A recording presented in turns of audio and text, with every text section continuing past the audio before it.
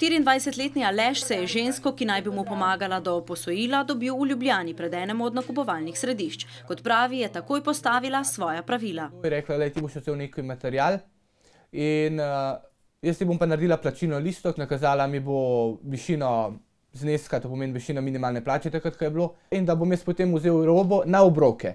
Ko bo to storil, mu je obljubila denar v višini sklenjenega kredita in 1500 evrov posojila, zaradi katerega sta sploh stopila v stik. Sem rekel, denar hočem takoj. Je rekla, sigurno dobiš, 100%.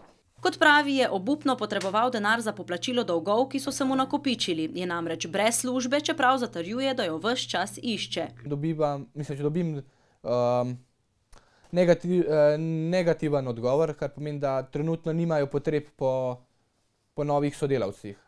Živi torej 100 evri pokojnine pokojne matere, babica, s katero stanuje, mu finančno ne more več pomagati. Se mora sam odločati, ker je pa že toliko star. Zdaj mora nekaj iz tega narediti, iz tega svojega življenja.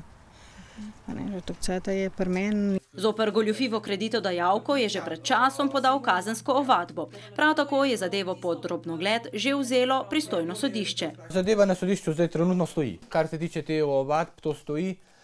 Čakam iz tožilstva, iz pristojnega sodišča, kdaj se bo začela zadeva odvijati.